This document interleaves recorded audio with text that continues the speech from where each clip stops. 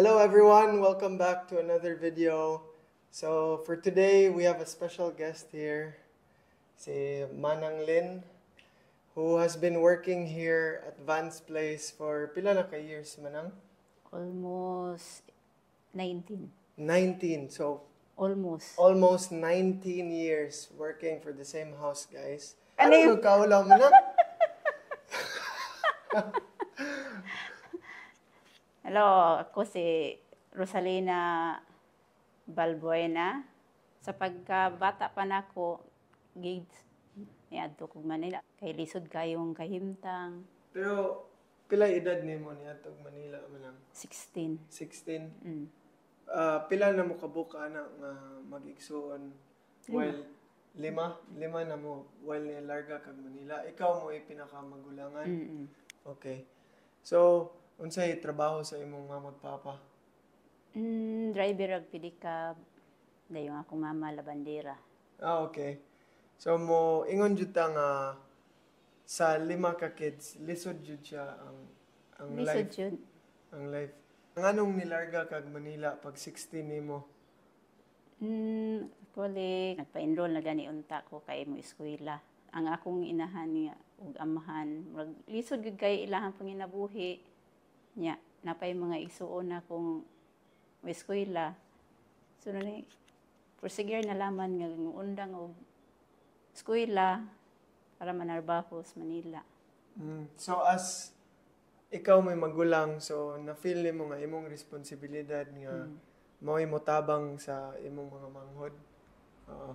Great tradition gud sa mga Pilipino nga Yeah. And kuan jud, ang magulang if lisod mao'y mo provide sa kuan. So pag-abot nimo sa Manila, Manang, 16 ka, so underage. Kinsa may nayabay ni kuha nimo or ang ako ra pong iyaan.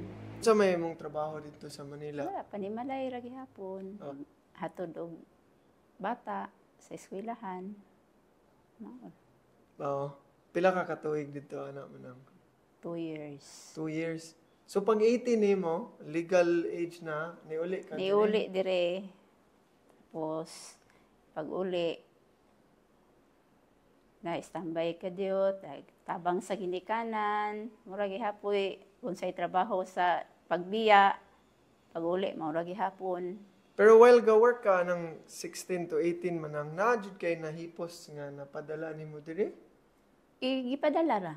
Padala ra jud diri. So ang imong stay sa Manila is libre ra ka kaon. Libre ra. Ang imo ra is ang imong kwartang nahimo, imo ipadala Ipadala sa pamilya. Okay. Ito, pag uli, maragi tabang sa ginikanan, yung apply na po laing trabaho riris na Magiti Unsa man na nga trabaho Manang? sa grocery. Nahimo ka unsa cashier or sa groceryhan? Grocery ragon. Pila ka katuig dito Manang? Almost po 2 years. Almost 2 years.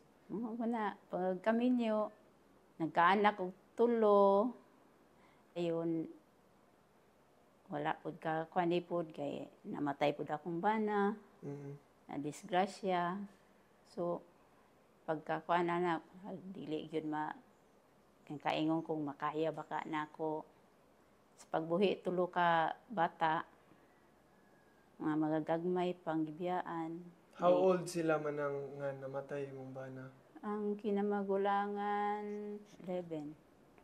Dayon si Rachel, ang kinamanghuran, mga nagedad pa og 5 or 6. Oh, 6. Ito, nisulod ko din yan panarbaho diri sa ilahan ni Vanessa. Almost 19 years. 19 years. So, kita jud ka ni Van nga Ako'y naghatod kuha, hatod kuha, gikan pa siyang pagka elementary. di man ka anisip unon pagkabata. Akong question is, nilarga kag Manila, di ba? 16 to 18. Naka-experience dayon. Karon pod, wala na sulod nga mularga ka sa gawas nga mag-helper ka sa gawas. Na sulod man pero sa ako pong nahuna umukuan ka mabiyaan imo imong pamilya, imong mga anak, mabiya lisod pug kayo. Nang wala ko nagkuan na giwala na lang sa akong plano na ngod kay di ko gustong mabiya sa akong pamilya. So naning kamot ra ko nga diri ra gyud magkuan manarbaho bisan unsa ka lisod. How old na karon manang? 51. 51.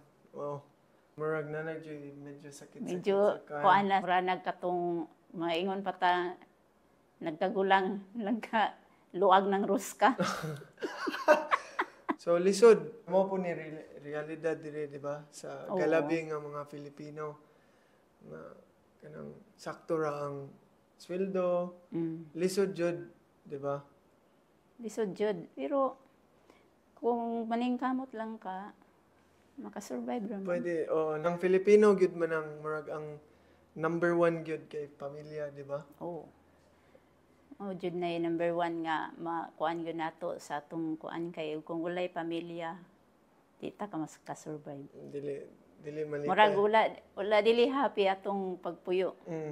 And mao po na tungod sa pamilya ni sakripisyo ka nga 16 pa ka niadto kag Manila. Dili tungod para nimo pero para sa imong pamilya. Karon kumusta man imong life sa imong mga anak? Okay. Ang kinamagulangan anay pamilya pud nga kuan anay yan kaugalingong kuan balay. Mao nay karon padayon ra bisan og naay kalisod padayon ra gihapon tag bisan og wala na sila sa ako ang puder. Ay padayon ra gihapon pud ko suporta og kuan sa kanila nila. Sa ako message sa mga ginikanan kung naamoy mga anak ayaw ra ko ninyo og pasagdi. Salig lang mus kahitasan. Sa unsag kalisod basta hugot imong pagsalig. Makasurvive ra gud ka. Family first jud man ang. So eventually magkagulang manggod no, di ba? Magkaluya ng lawas, di na makaya ng trabaho. So na ba kay kanang giisip nga after ani kay mao guni imong gibuhat 19 years, di ba? So unsay imong kuan after ani? Pananglitan man ganing mapundo ko sa balay na so naay gamay makuan ang negosyo kay kakuan sa ako ang pamilya pud nga dili pud ko inutil pud nga magpa kuan na laman nila. Kailangan ka nga bisag nana ka sa retirement nga edad sa 60, 70, nagyapon kay gibuhat. Gibuhat nga gamayng ma-income kay di ko ganahan pud nga magsalig pud sa akong mga anak pud mo hatag. Kay naapod sila kaugalingon pong mga pamilya sa mga OFW karon nga aduna pud usab nga mga pamilya nga gibiyaan diri. Kabalo ko nga naningkamot mo para pud sa inyo ang pamilya. Pero ang akong katambag ninyo nga dili nato kalimtan ang ato ang gisaad sa ato ang mga anak nga maningkamot mo din ha para sa inyong mga anak. Kaya naman ko yung mga case, di ba, manang nga iniglarga, madugay dito, makakitaglain, biyaan na ang pamilya. So muna yung pasabot nila. Focus lang, ay jud kalimti, unsay rason nganong nilarga mo diha. Nga para gyud sa pamilya, para maayo ang future sa... Ako pong tambag ninyo, mga kabanahan, nga kamuwi na nga habilin or ginaot punta nga kamo mo'y gibinlan sa inyong mga asawa nga magkuan sa inyong pamilya, magtabangay mo para matupad ninyo ang inyong mga pangandoy sa inyong pamilya nga magkahiusa, magkasinabtanay mo. Karon kabaluman mo nga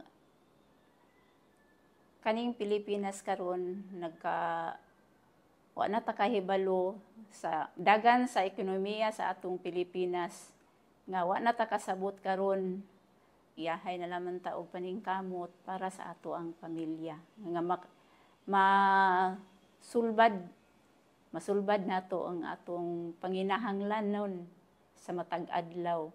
So morning side nga dili kay makita. These are the things, guys, that you can't see when people make content about the Philippines. It's not all glitz and glamour. There's also hardship.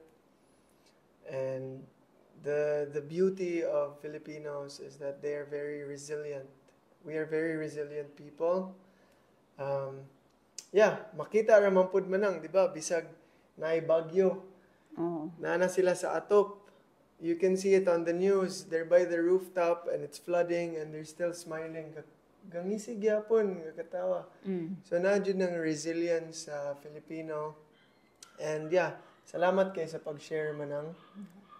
Ako nagpasalamat ninyo sa nagtanaw karon, maghinaot ko nga kuan ninyo ang akong mensahe. Ug daghan pong salamat nga naa mo kung na tanaw. Right, thank you guys. Thank you for watching. Salamat kay manang sa pag-share. Even though this kanang topic dili kay siya murag happiness gani puro murag, there's also some realistic nga how life is really here in the Philippines for, I wouldn't even say some, for most. But we appreciate it, guys. Thank you for watching. Don't forget to subscribe, guys, and more videos like this to come. So stay tuned. Bye-bye. Bye.